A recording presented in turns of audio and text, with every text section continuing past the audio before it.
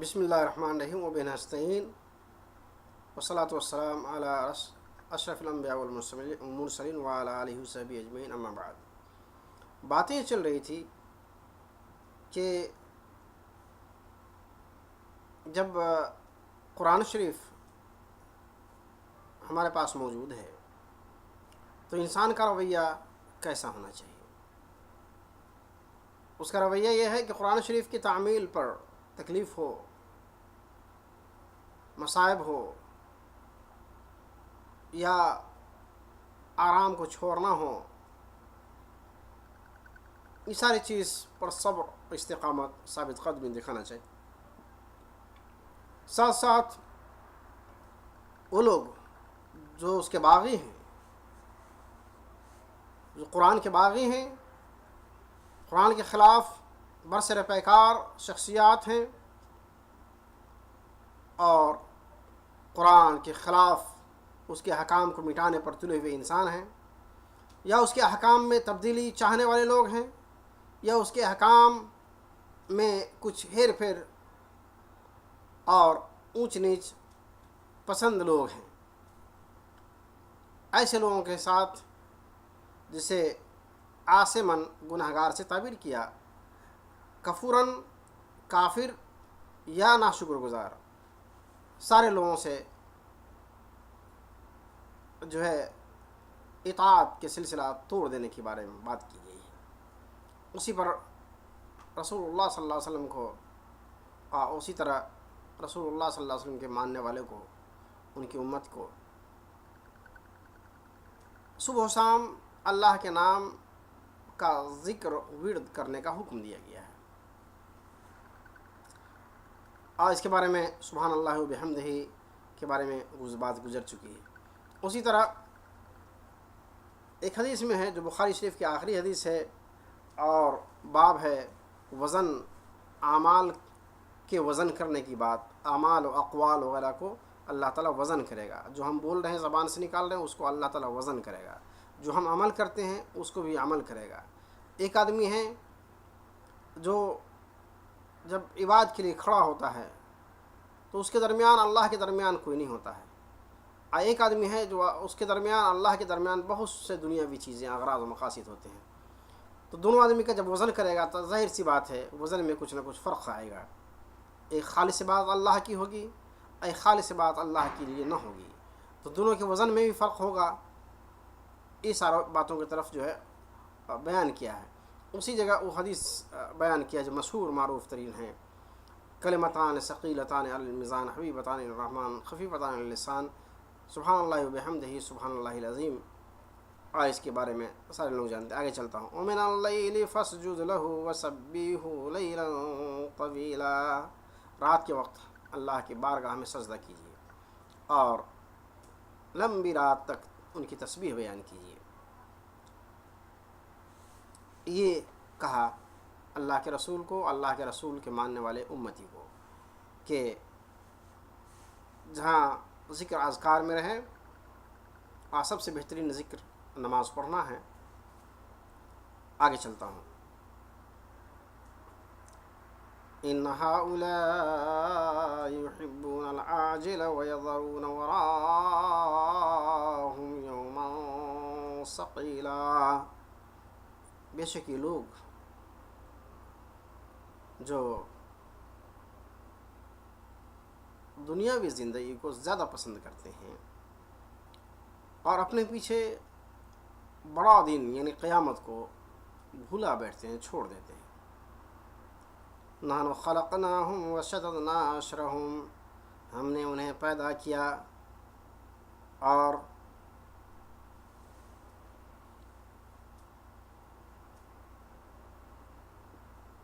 کہتے ہیں اس کی مثال جو قرآن میں مفسرین نے بیان کی، قال ابن عباس و مجاہد وغیر واحد، یعنی خلقہم یعنی ان کو پیدا کیا،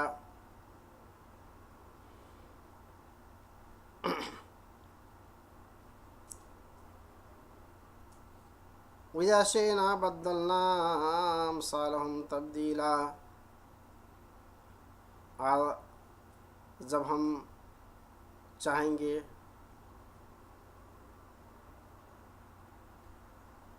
تو ہم ان کو قیامت میں اٹھا لیں گے دوبارہ قبروں سے، وبدلناہم، ہم ان کو بدل دیں گے، وَأَعْتَدْنَا لَهُمْ خَلْقًا جَدِيدًا، اور ان کو ایک نئی زندگی دیں گے۔ کہتے ہیں هذا استدلال بالبداءة الرجع، دوبارہ واپسی کی آغاز پر استدلال کر رہا ہے۔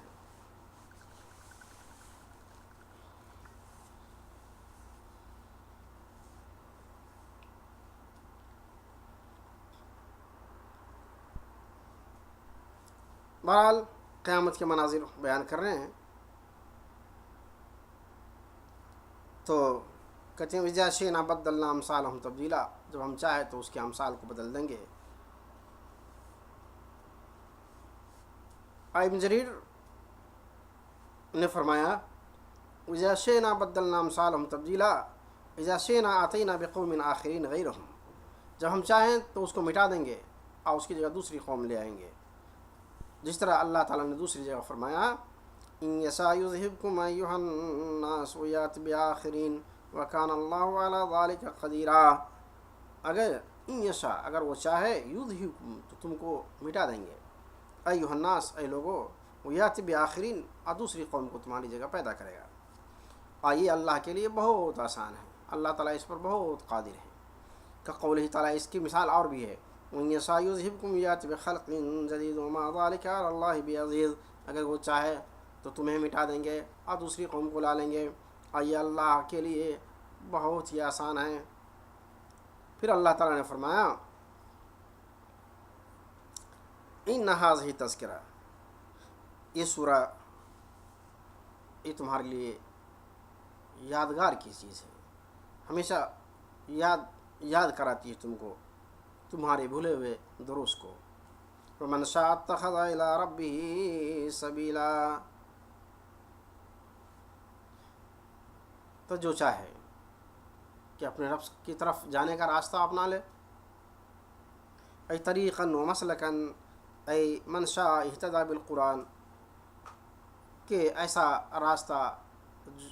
جو قرآن کے ذریعے سے ہدایت کا راستہ ہو، جس کو چاہیے وہ طریقہ اپنا لے۔ وما ذا علیہم لو آمنوا باللہ والیوم الآخر، اس طرح کی ایک آیت ہے، ما ذا علیہم لو آمنوا باللہ والیوم الآخر، کہ کیا کیا چیز ان کو ملیں گی جب وہ ایمان لے آئیں اور آخرت پر یقین کر لیں، تو اللہ تعالیٰ کیا کیا انعام اس کو دے گا۔ آگے چلتا ہوں، وما تشاءون الا ان یشاء اللہ،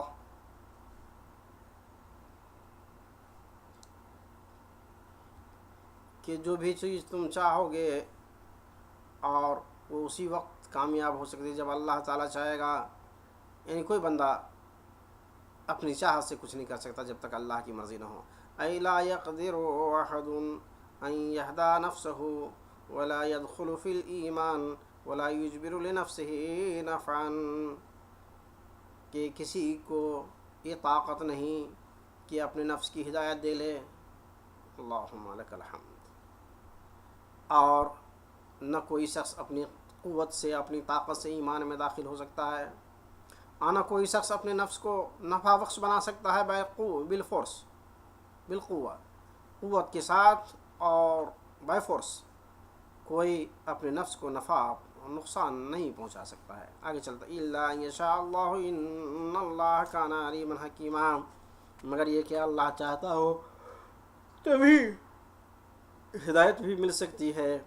اور تبھی ایمان بھی اس کے دلوں میں جگہ آ سکتی ہے، اور تبھی وہ اپنے نفس کو نفع نقصان بھی پہنچا سکتا ہے، اس لیے کہ اللہ تعالیٰ کی ذات علیم اور حکیم ہے۔ علیم بمن یستحق الہدایہ فیسرها له ویقیض له اسبابها، ومن یستحق الغوایہ فیصرفه عن الہدى وله الحکمۃ البالغہ والحجۃ الدامغہ، کہتے ہیں علیم ہیں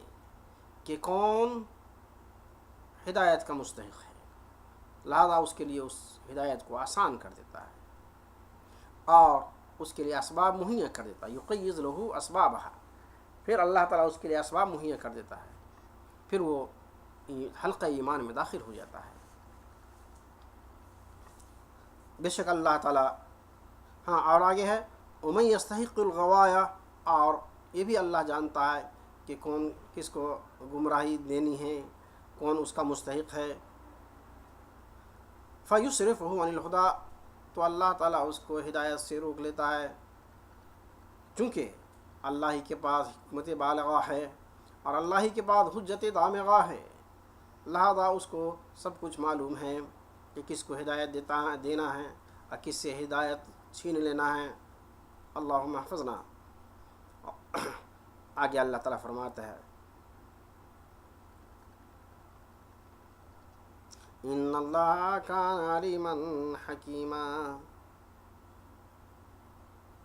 اس لیے اللہ تعالیٰ نے کہا کہ ان اللہ علیم حکیمہ، اللہ تعالیٰ علیم حکیم ہے. پھر اللہ تعالیٰ فرماتا ہے یدخل من یشاء فی رحمتہ والظالمین اعد لهم عذابا علیما.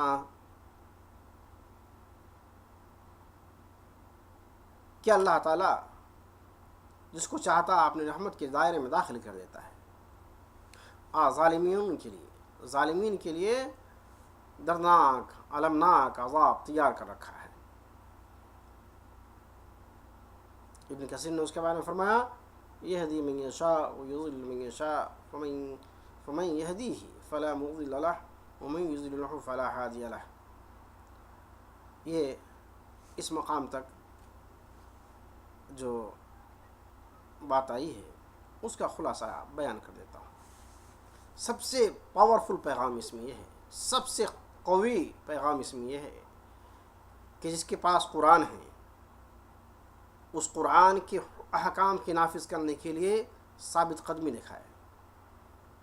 اپنے زندگی میں جو خامیاں ہیں اس کو ترک کر کے اصلاح کرنے کے لیے ثابت قدمی دکھائے، جرأت دکھائے، عزم و اولو العزم پیغمبروں کی طرح اپنے آپ کو ثابت کرے. دوسری بات، اس کو یہ حق نہیں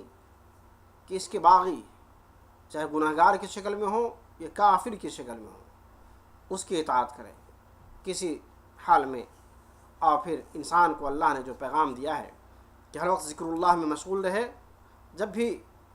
کوئی کام کرنے لگے تو ذکر اللہ کا ہر وقت کا مطلب یہ بھی ہو سکتا ہے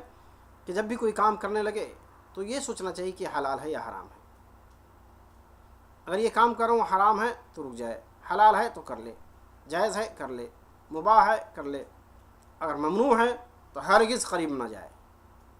یہ بھی ذکر اللہ کا مطلب ہے. اور حسن صبح و شام اللہ کے ذکر کرے، اور رات دن بھر کام کرنے کے بعد کتنا ہی محنت کا کام کیوں نہ ہو، رات میں تھوڑا سا تہجد اور اللہ کو یاد کرنے کا کام کرے. اور ان لوگوں کی اتباع ہرگز نہ کرے کہ جو لوگ دنیا میں زندگی کو زیادہ ترجیح دیتے ہیں اور آخرت کی سخت ترین زندگی کو بھلا بیٹھے ہیں،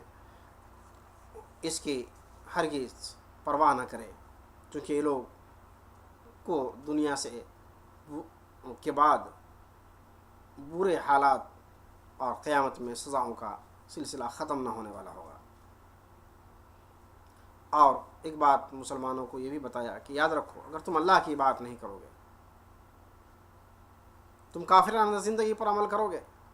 تم فاسقانہ طور طریقے پر کو اپنا لو گے، تم آسمن اور کفورہ کے راستے پر چلو گے، تو یاد رکھو اللہ کو یہ بعید نہیں کہ تم کو مٹا دے اور تمہاری جگہ دوسرے مخلوق کو اللہ پیدا کر دے اور وہ اللہ کا تم سے بہترین عبادت گزار بندہ بن کے دکھائے گا.